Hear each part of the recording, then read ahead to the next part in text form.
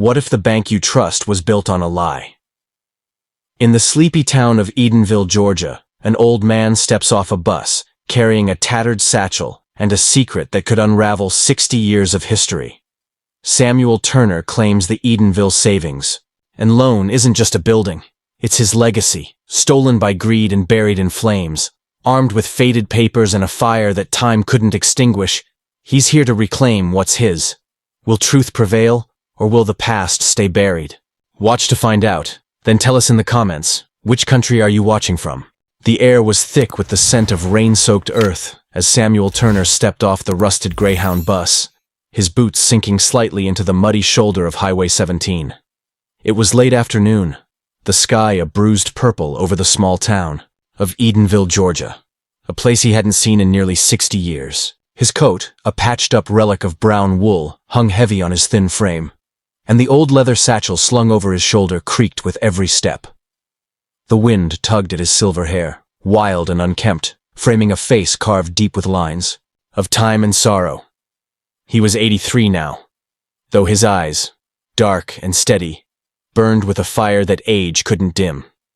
Edenville hadn't changed much. The same sagging oak trees lined the road, their branches drooping like tired arms. The same faded signs pointed to the diner, the feed store, the courthouse square. But Samuel wasn't here for nostalgia.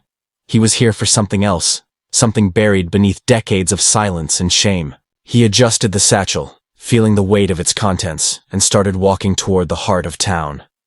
The Edenville Savings and Loan stood at the corner of Main and Pine, a squat brick building with a gleaming new sign that belied its age. Its windows sparkled in the dim light, reflecting the gray clouds overhead. Samuel paused across the street, watching as people moved in and out. Farmers in overalls, women in Sunday dresses, a young clerk in a cheap suit.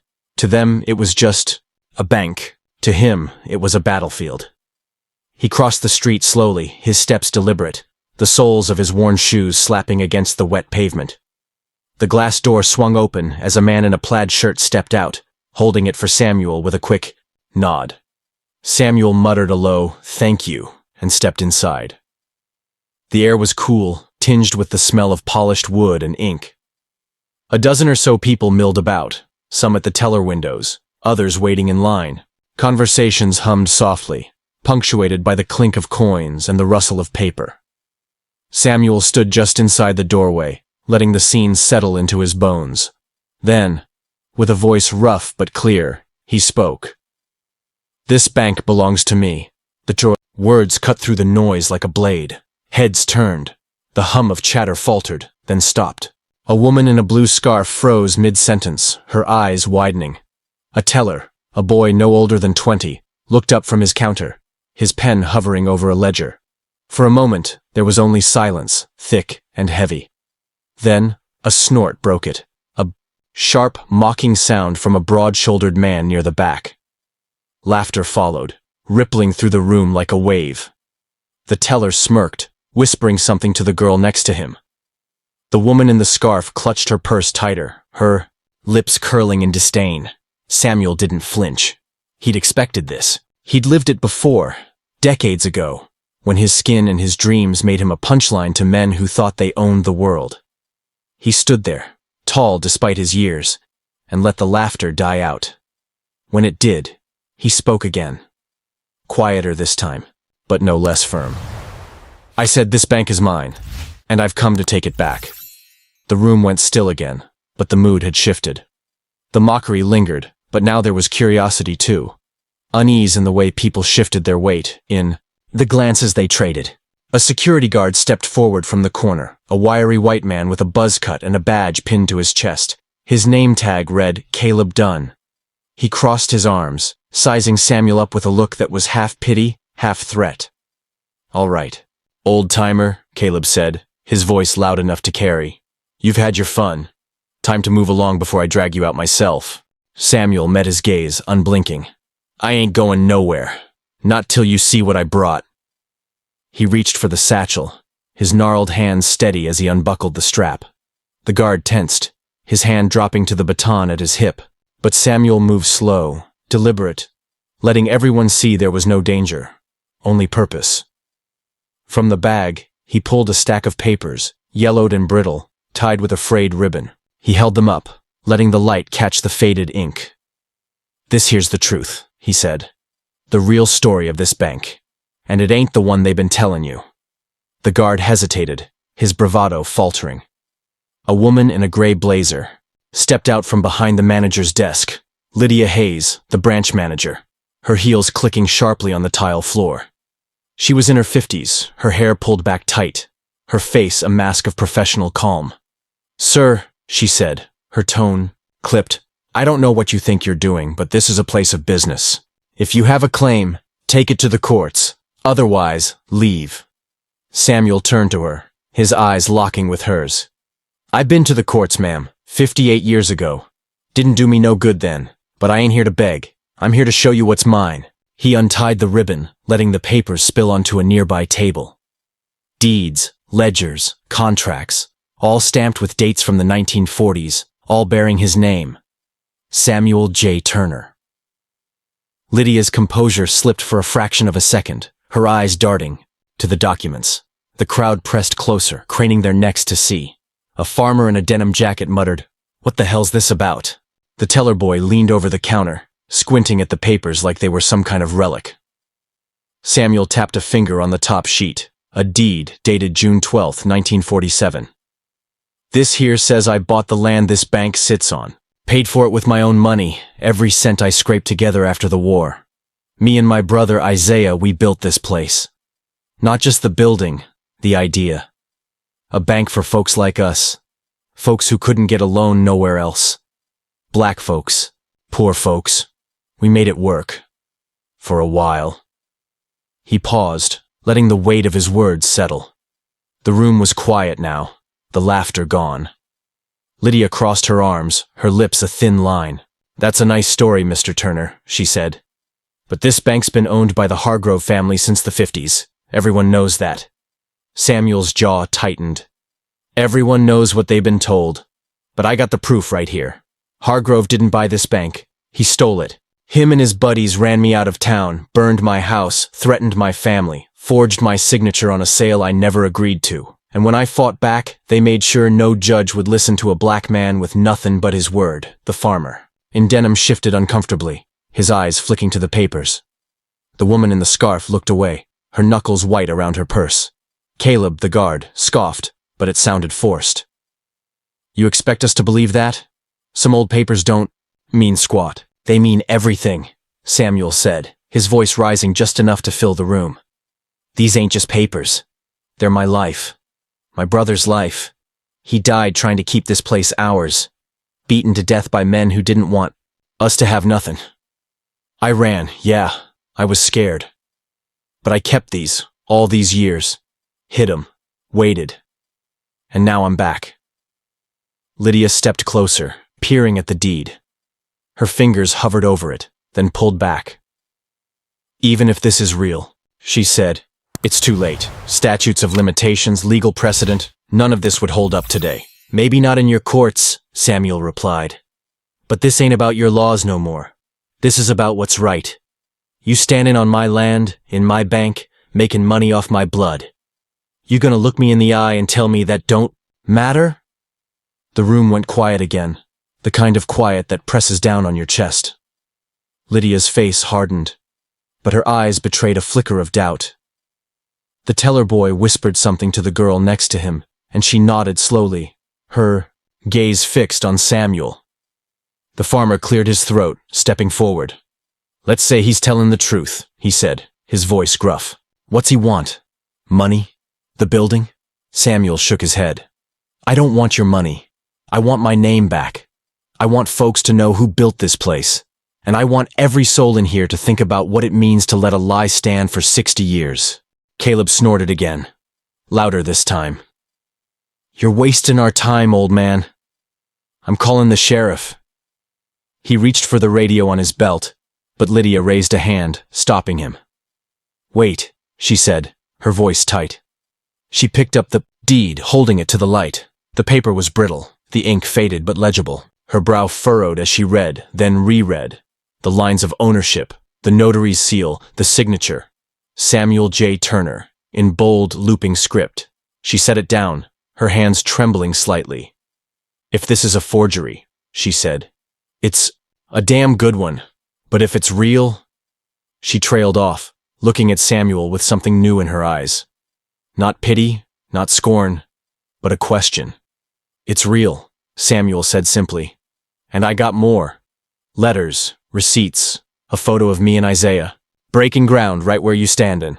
You want to see?" Lydia didn't answer right away. The crowd was restless now, some murmuring, others staring at the papers like they might catch fire. The farmer spoke again. "Hargrove's kin still run this town. They won't take kindly to this." "Let 'em come," Samuel said, his voice steady as stone. "I ain't running this time." The door swung open then, and a gust of damp air swept in. A man stepped through. Tall, broad, with a face like weathered oak and a badge pinned to his chest. Sheriff Tom Hargrove, grandson of the man who'd taken everything from Samuel. His eyes narrowed as they landed on the old man in the center of the room, papers scattered around him like fallen leaves. "What's going on here?" Tom demanded, his voice a low growl. The crowd parted, giving him a clear path to Samuel. Caleb straightened, a smirk tugging at his lips. "This fella says the bank's his, Sheriff," Caleb said. "Got a bunch of old junk he claims proves it." Tom's gaze flicked to the papers, then back to Samuel. Recognition sparked in his eyes, not of the man, but of the threat. "You Turner?" he asked, stepping closer. "Samuel J. Turner," Samuel replied, meeting his stare. "And I reckon you're a Hargrove." Tom's jaw tightened. "You stirring up trouble in my town?" "Ain't your town," Samuel said. "And this ain't trouble, this is truth." Tom laughed, a short, bitter sound. "Truth? You think some dusty papers change anything? My granddaddy built this bank from the ground up. You're just a ghost with a grudge." Samuel didn't blink. "Your granddaddy built nothing. He stole it. And I got the proof right here. You want to read it, or you gonna run me off like he did?" Tom's hand rested on his gun belt, a reflex. More than a threat. The room held its breath, every eye on the two men, one old and unbowed, the other bristling with inherited power. Lydia stepped forward, her voice cutting through the tension. "Sheriff, hold on. These documents, they're old, but they look real. We need to— Need to what?" Tom snapped, turning on her. "Let this fool turn my family's name to mud? I don't think so." "They ain't just old," Samuel said, his voice rising again. "They're mine. Signed by me, notarized by a man long dead, kept safe all these years. You can burn 'em, bury 'em, shoot me dead right here, but that don't change what happened. Your granddaddy was a thief, and this bank's built on my bones." The sheriff's face darkened, but he didn't move. The crowd was shifting now, some backing toward the walls, others leaning in, caught between fear and fascination. Lydia picked up another paper, a letter, written in a shaky hand, dated 1949. "This mentions you," she said to Samuel. "Says you were forced out. Threatened. It's signed by someone named Clara Brooks." Samuel nodded. "Clara was my neighbor, saw it all. Wrote that letter 'fore she passed. Kept it with me ever since." Tom's eyes flicked to the letter, then away. "Lies," he muttered, but it lacked conviction. He turned to Caleb. "Get him out of here." Caleb stepped forward, baton in hand, but the farmer in denim blocked his path. "Hold up," the man said, his voice rough but firm. "If he's got proof, we ought to hear him out. Ain't right to just toss him." The teller boy nodded, stepping out from behind the counter. "Yeah, what if he's telling the truth? My granddad used to talk about a black fella who started something big here. Way back. Never said his name, though." Tom glared at them, but the tide was turning. Lydia set the letter down, her hands steady now. "Sheriff, we can't ignore this. If these are real, and I'm starting to think they might be, we've got a problem. A big one." Samuel stood silent, letting their words swirl around him. He'd waited 60 years for this moment, carried the weight of it across states and decades, through nights of hunger and days of despair. He didn't need them to believe him yet. He just needed them to listen. Tom took a step back, his hand still on his belt. "This ain't over," he said, his voice low and dangerous. "You think you can waltz in here and undo everything? You got no idea what you're up against." "I know exactly what I'm up against," Samuel said. "Same thing I faced back then. Men like you, scared of what's right 'cause it don't fit your story? But I ain't scared no more. The sheriff stared at him, a storm brewing in his eyes. Then he turned and stormed out, the door slamming behind him. The room exhaled, a collective release of tension. Caleb lowered his baton, muttering under his breath. Lydia looked at Samuel, her expression unreadable. "What now?" she asked. Samuel adjusted his satchel, the weight lighter now, somehow. "Now you decide," he said. "You got the truth in your hands. What you do with it, that's on you." He turned and walked toward the door, the crowd parting silently. The rain had stopped outside, and the first stars were piercing the dusk. Samuel stepped into the cool evening air, his boots steady on the ground he'd fought for. He didn't look back. Not yet. The gravel crunched under Samuel's boots as he walked away from the bank, the faint glow of streetlights flickering to life along Main Street. The air was sharp with the promise of night, carrying the distant hum of cicadas and the occasional bark of a dog. He didn't hurry. There was no need to now. The weight he'd carried for 60 years, anger, grief, the gnawing ache of being erased, felt lighter, if only by a hair. He'd spoken his piece, laid the truth bare. What happened next wasn't his to force. Behind him, the bank's glass door reflected the last sliver of daylight, a mirror to the chaos he'd left inside. Lydia Hayes stood by the table, her fingers tracing the edges of the deed as if it might whisper answers. The crowd hadn't dispersed. Some lingered near the tellers, whispering in low, urgent tones. Others hovered by the papers, stealing glances at the faded ink. The farmer in Denham, whose name was Henry Tate, picked up the letter from Clara Brooks and read it silently, his weathered hands steady despite the tremble in his jaw. "He ain't lying," Henry said at last, his voice rough as burlap. "Clara Brooks was my great-aunt. Used to tell stories about a man who got run out of town 'cause he dared to dream too big. Never knew his name till now." Lydia looked up, her brow creasing. "You're saying you've heard this before?" "Not like this," Henry replied, setting the letter down. "Bits and pieces. She'd talk about a bank, about trouble with the Hargroves. Said they burned a house down once, back in '49. Folks thought she was half crazy, rambling about ghosts. Guess she wasn't." The teller boy, his name tag read Jake, shifted uneasily. "My granddad said something similar. Never made much sense till today. He worked here in the '60s, said the Hargroves always acted like they owned. More'n just the bank, like they owned the whole damn town." Caleb Dunn, still gripping his baton, snorted. "Y'all are buying this? Some old coot walks in with a sob story and a stack of junk, and you're ready to hand him the keys? Sheriff's right. This is trouble we don't need." Lydia shot him a look, sharp enough to cut glass. "Caleb, shut up for once and think. If even half of this is true, we're sitting on a powder keg. You think the Hargroves will just laugh it off? They'll come down hard, and we need to know what we're dealing with." She gathered the papers into a neat stack, her movements precise despite the tremor in her hands. "Jake, lock the front door. Henry, help me get these to my office. We're not deciding anything tonight, but I'm not letting this sit out here for Tom Hargrove to snatch up." Jake hesitated, then nodded, hurrying to the door with a jangle of keys. Henry scooped up the remaining documents, his broad shoulders hunching as if the weight of history had settled on him too. Caleb muttered something under his breath but didn't argue, his eyes darting to the windows where shadows stretched long and thin. Outside, Samuel reached the edge of the square, where an old bench sat beneath a drooping magnolia tree. He eased himself down, the wood creaking under him, and set the satchel beside him. His hands rested on his knees, the knuckles swollen from years of labor, picking cotton as a boy, hauling crates during the war, digging ditches when the world turned its back. He tilted his head up, staring at the sky as it deepened to indigo. Somewhere up there, he thought, Isaiah was watching, maybe smiling. Back in '47 they'd been young, Samuel 25, Isaiah 22, fresh off the boat from Europe, where they'd fought in a war that promised freedom but delivered none. They'd come home to Edenville with medals pinned to their chests and dreams too big for a town that hated them for it. The bank was Isaiah's idea, a place where black farmers could borrow without being cheated, where widows could save without being robbed blind. Samuel had the grit to make it real. They'd bought the land with every penny from their discharge pay, built the walls with their own hands, opened the doors in '48 with a sign that read, Turner Brothers Savings. For a year, it worked.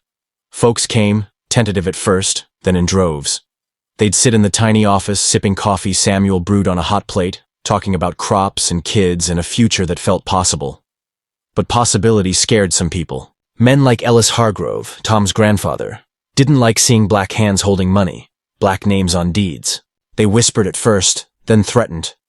One night they came with torches and clubs. Isaiah fought back. Samuel ran. He hadn't wanted to. He'd begged Isaiah to come with him, but his brother wouldn't budge. This is ours, Isaiah had said, blood already trickling from his lip. They don't get to take it. By morning the bank was Hargrove's, the house was ash, and Isaiah was dead. Samuel fled north, the satchel stuffed with whatever he could grab. Deeds, letters, a photo of them grinning in front of the half-built bank. He'd survived since then, drifting from job to job, city to city, keeping the past alive in his hands. Now, sitting on that bench, he wondered if it had been worth it. Not the running, but the coming back. He'd lit the match today. Whether it'd burn Edenville down or just flicker out, he couldn't say. Inside the bank, Lydia's office was a cramped square of wood paneling and fluorescent light. She spread the papers across her desk, Henry and Jake peering over her shoulders. The deed was the clearest, a legal transfer of land from a widow named Martha Cole to Samuel and Isaiah Turner, notarized by a man whose name was scratched out but still legible. Amos Reed, a local clerk who died in '55. The letter from Clara Brooks was messier, written in a hurried scrawl, detailing the night the Hargroves took what wasn't theirs and left a man dead in the dirt. There's more, Jake said, pointing to a faded receipt. This says they paid for lumber, nails, everything. Even got a loan from a bank in Atlanta to finish it. Look, Turner Brothers Savings, Edenville. That's us, ain't it? Lydia nodded slowly, her mind racing. If this holds up, it's not just about the building. It's the whole damn institution. The Hargroves didn't start this. They hijacked it. Henry rubbed his jaw, his eyes distant. Aunt Clara used to say Ellis Hargrove bragged about it, said he fixed a problem and made a fortune. Nobody listened to her, thought she was bitter because her husband worked for him and got nothing but a broke back. Lydia sat back, the chair creaking under her. We need a lawyer, someone outside Edenville, someone Tom can't scare off, and we need to keep this quiet till we're ready, if the Hargroves get wind of this before we've got a case. She didn't finish. She didn't have to. They all knew what men like Tom Hargrove could do, had done, for generations. Outside, a truck roared past the square, its headlights sweeping over Samuel. He didn't flinch. The driver slowed, peering out the window. A young man, maybe 30, with a baseball cap pulled low. You all right, Pops? He called, his voice carrying over the engine's rumble. Samuel waved a hand. Just restin'. Don't mind me. The man hesitated, then nodded and drove off, the taillights fading into the dark. Samuel leaned back, closing his eyes. He could still hear Isaiah's laugh, bright and fearless, from those early days. Could still feel the heat of the fire that took it all away. He'd come back to Edenville not for revenge, but for that laugh, for the chance to make it mean something again. Across town, Sheriff Tom Hargrove slammed the door of his patrol car, his boots stomping up the steps of the old Hargrove house, a sprawling white monstrosity perched on a hill. Inside, his father, Ellis Jr., sat in a leather armchair, a glass of bourbon in hand. At 78, he was a thinner, meaner version of his own father, with eyes like chipped flint. Turner's back, Tom said, tossing his hat onto the table. Brought papers, says the bank's his. Ellis Jr. didn't blink. He's a liar, always was. He's got proof, Dad. Deeds, letters, stuff I ain't seen before. Folks are listening. The old man took a slow sip, the ice clinking in his glass. Then make 'em stop listening. You're the sheriff. Act like it. Tom clenched his fists, his knuckles white. It ain't that simple no more. Lydia's involved. Henry Tate, too. They're digging. Ellis set the glass down, his gaze cold. Then dig deeper. Find something on Turner.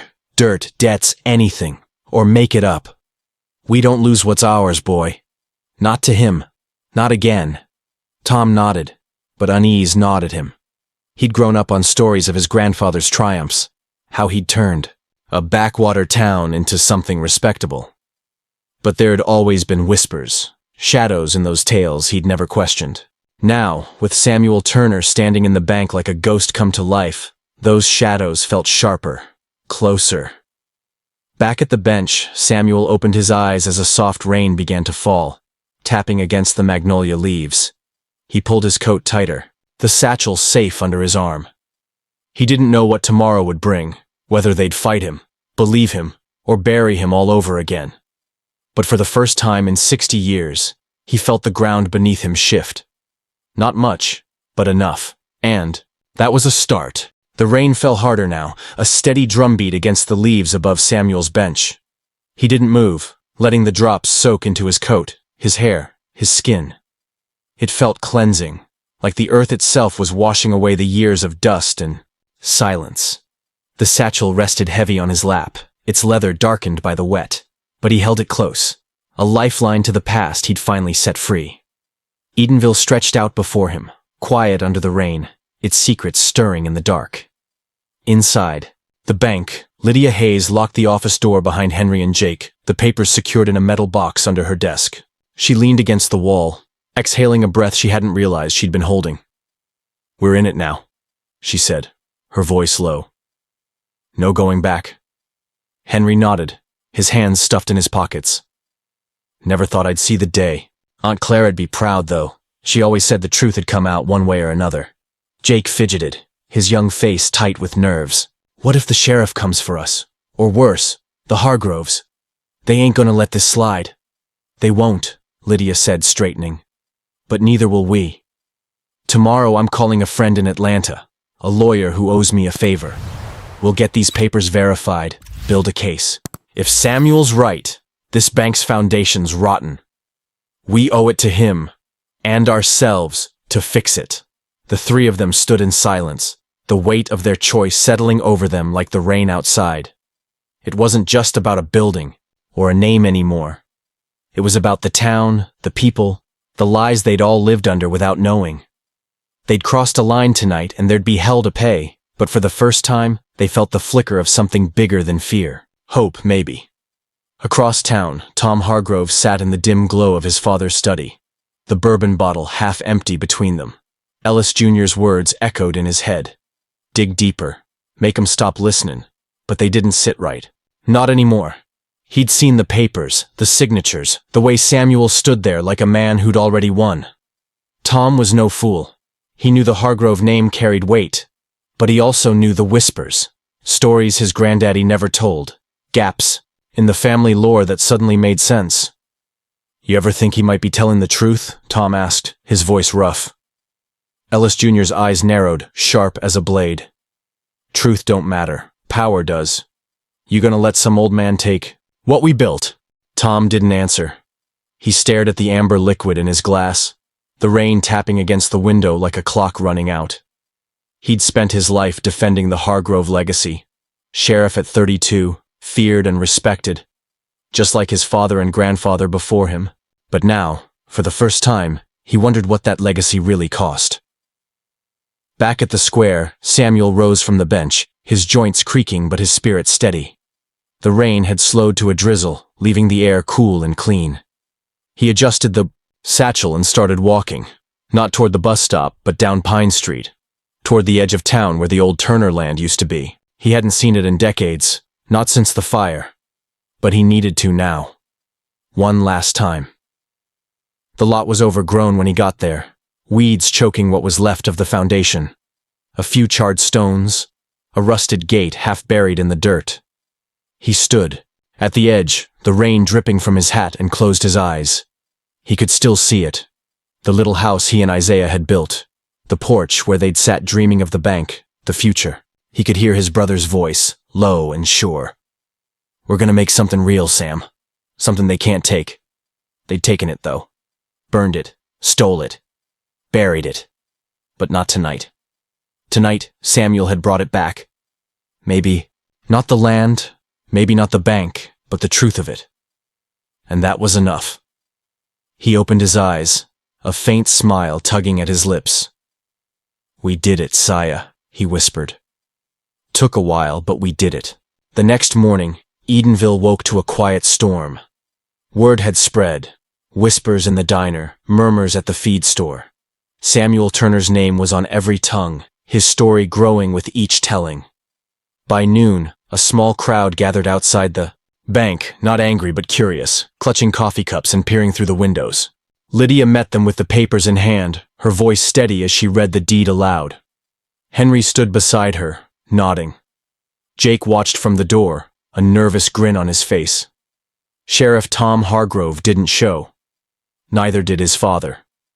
But a black sedan rolled into town that afternoon, a lawyer from Atlanta stepping out with a briefcase and a sharp suit.